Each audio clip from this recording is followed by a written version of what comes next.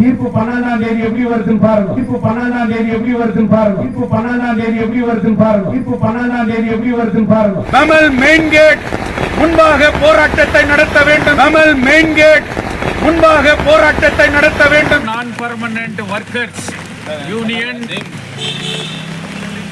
இன்று வரலாற்று சிறப்புமிக்க ஒரு உத்தரவு தங்கவயல் நீதிமன்றத்தினுடைய வாயிலாக கிடைத்திருக்கிறது.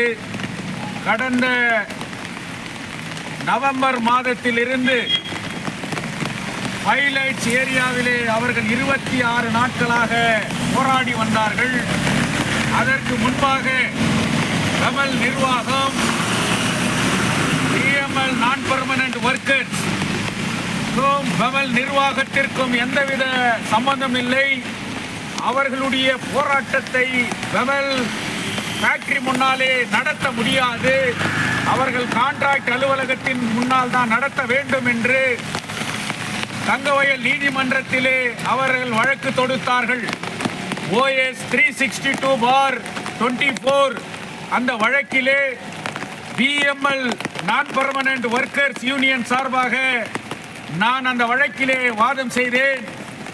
அந்த வாதத்தின் அடிப்படையிலே 21/10/2024 தங்கவயல் ஜூனியர் டிவிஷன் சிவில் நீதிமன்றம்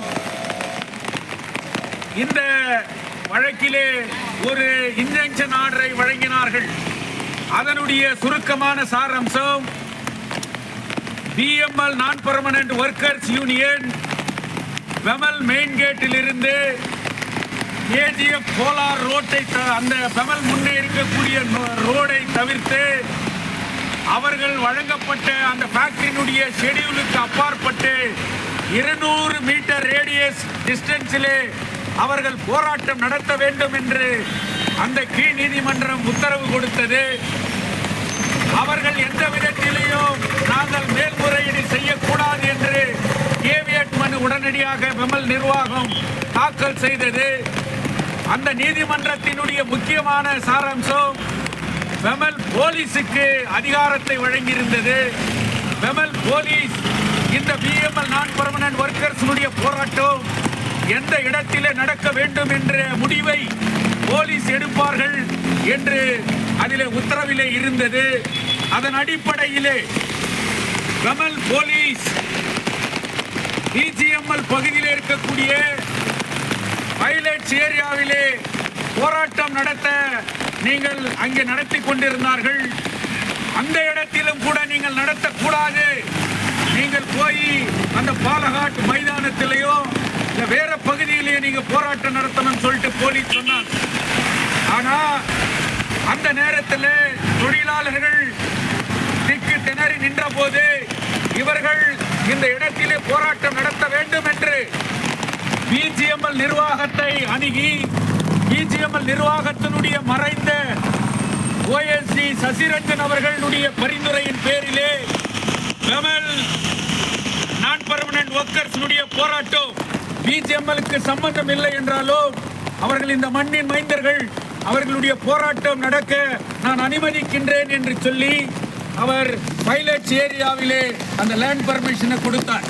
அதன் அடிப்படையில் 26 நாட்கள் அந்த போராட்டம் நடந்து வந்தது.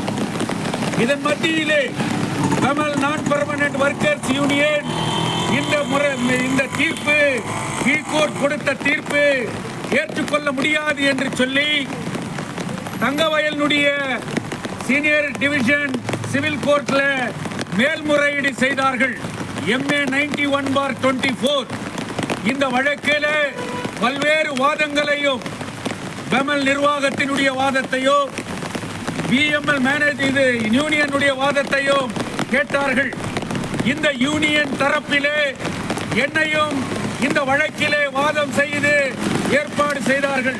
அதே போன்று தங்கவயலிலே பிறந்து வளர்ந்த முரளிதரன் பேஷ்வா அவர்களும் கூட இந்த வழக்கிலே என்னோடு சேர்ந்து இந்த தொழிலாளர்களுக்கு ஆதரவாக இந்த வாதத்தை செய்தார். இன்று தங்கவயலே திரும்பி பார்க்கின்ற வகையிலே ஒரு ஹிஸ்டாரிக்கல் ஆர்டர் இந்த பெமல் நான் பெர்மனன்ட் வர்க்கர்ஸ் யூனியனுடைய வழக்கிலே வழங்கப்பட்டிருக்கிறது. முக்கியமாக இந்த வழக்கில் போலீஸ் தலையீடு இருக்கக்கூடாது. போலீசுக்கு எந்த அதிகாரமும் இந்த நீதிமன்றம் வழங்கவில்லை.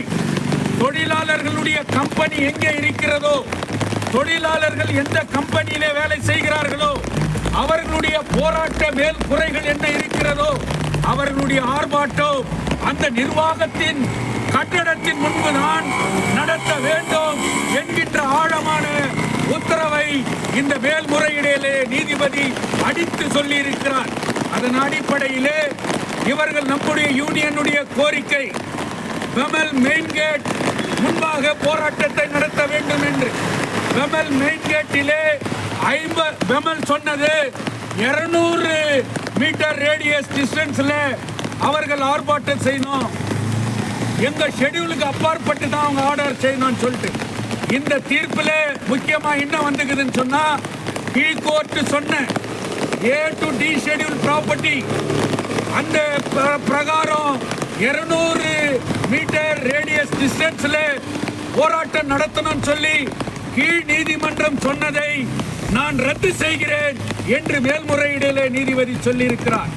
பெமல் மெயின் கேட்டில் இருந்து 50 மீட்டர் ரேடியஸ் அளவிலே இவர்கள் போராட்டத்திற்கு இடத்தை ஒதுக்க வேண்டும் என்று இந்த உத்தரவிலே சொல்லியிருக்கிறார்.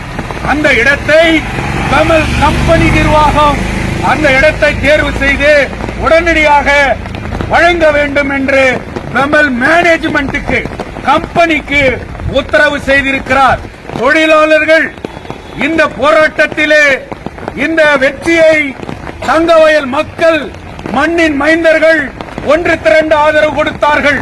அவர்களுடைய போராட்டம் தொடர்வதற்காக, வெற்றி பெறுவதற்காக இந்த தீர்ப்பு வழிவகை செய்திருக்கிறது. இந்த வழக்கிலே நான் ஒரு வழக்கறிஞராக மட்டும் இவர்களுக்காக நான் வாதம் செய்யவில்லை. நான் என்னை இந்த வழக்கிற்கு அகஸ்டின் அவர்களோ சிவகுமார் அவர்களோ இந்த அணுகி அந்த யூனியன் நிர்வாகிகளை அழைத்து வந்து என்னை இந்த வழக்கிலே வழக்கறிஞராக கேவியட் போட வைப்பதிலிருந்து, கீழ் நீதிமன்றத்திலே வாதம் செய்வதிலிருந்து, மேல் நீதிமன்றத்திலே வாதம் செய்வதிலிருந்து என்னை அவர்கள் நம்பினார்கள். என்னுடைய மண்ணின் மைந்தர்கள் தொழிலாளி வர்க்கம் இந்த போராட்டத்தை நடத்துகின்றது. அவர்களுக்காக ஒரு பைசா கூட பெறாமல் இந்த வழக்கிலே நான் வாதம் செய்ய வேண்டும் என்று முடிவு செய்து அவர்கள் எனக்கு எல்லா விதமாக உங்களுக்கு பீஸ் கொடுக்கிறதுக்கு நாங்கள் தயார் என்று சொல்லி அவர்களை என்னை வற்புறுத்தி வந்தார்கள். இன்று கூட அவர்கள் வற்புறுத்தினார்கள். நான் அந்த தொழிலாளர்களுக்கு சொல்லுவது, நான் ஒரு தொழிலாளியினுடைய மகன், நான் இந்த மண்ணினுடைய மைந்தன், நான் உங்களிலே ஒருவன். அதனால் இந்த தீர்ப்பு ஒரு வரலாற்று மிக்க தீர்ப்பு. அந்த வரலாற்று மிக்க தீர்ப்பிலே ஒரு பங்கு எனக்கு கிடைத்திருக்கிறது. அதையே நான் வெற்றியாகவோ என் பீஸாகவோ நான் நினைத்துக் கொள்ளுகின்றேன். உங்களுடைய போராட்டம் எந்த விதமான தங்கு தடையும் என்று உங்களுடைய போராட்டம் அந்த மெயின் கேட் முன்பு நடைபெற வேண்டும். நீங்கள் உங்களுடைய கோரிக்கை, கடைசி கோரிக்கை நிறைவேறுகின்ற வகையும் கூட உங்களோடு நான் இருந்து உங்களுடைய வெற்றி தான் என்னுடைய பீஸ் என்பதை நீங்கள் உணர வேண்டும். இந்த போராட்டம் நான் பர்மனன்ட் வர்க்கர்ஸ் உறுதிமிக்க போராட்டம். அந்த உறுதிமிக்க போராட்டத்துக்கு கிடைத்த தீர்ப்பு இது வெற்றி தீர்ப்பு. இந்த வெற்றி தீர்ப்போடு உங்கள் போராட்டத்தை நீங்கள் நடத்துங்கள் என்று சொல்லி இவ்வளவு தீர்ப்பு இங்க வந்திருக்குது. இது இந்த தீர்ப்பினுடைய முன்பகுதி. இந்த தீர்ப்பு 35 பக்கம் இருக்குது. இந்த தீர்ப்பினுடைய 34வது பக்கத்துல கீழ் கோர்ட் கொடுத்த 200 மீட்டர் டிஸ்டன்ஸ்ல A to D ஷெட்யூல் ப்ராப்பர்ட்டில போலீஸ்க்கு அதிகாரம் கொடுத்திருந்த அந்த தீர்ப்பை செட் அசைட் பண்றேன்ட்டு 34 பேஜ் நம்பர்ல கிளியரா ஜட்ஜி எழுதியிருக்கிறாரு. 35ல நீங்க மெயின் கேட்ல 50 மீட்டர் ரேடியஸ்ல பெமல் கம்பெனி அந்த இடத்தை உங்களுக்கு ஐடென்டிஃபை பண்ணி கொடுக்கணும். எந்தவித இடைஞ்சலும் இல்லாமல் கம்பெனிக்கு வண்டியை உள்ள போறது வெளியே வர்றது அங்க எந்த டிஸ்டர்பும் இல்லாம 50 மீட்டர் அளவில் இருந்து நீங்க மெயின் கேட்டு கிட்ட இருந்து போராட்டம் பண்ணலாம்னு சொல்லிட்டு பேஜ் நம்பர் 35ல தெளிவா சொல்லி இருக்கிறார்கள். இந்த தீர்ப்பு உங்களோட முடிவதில்லை. விமல் கம்பெனி இருக்கும் வரை விமலில எந்த போராட்டம் நடந்தாலோ அந்த தீர்ப்பு தான் எல்லாருக்கும் ஒரு மாடல் கோட். இந்த தீர்ப்பு தான் நிரந்தரமாக தொழிலாளர்களுக்கு வகுக்கப்பட்ட தீர்ப்பாக இருக்கும். இது வெற்றி தீர்ப்பு என்று சொல்லி இந்த நேரத்திலே இந்த தொழிலாளர்களுக்கு கிடைத்த வெற்றி என்று சொல்லி முடித்தோம்.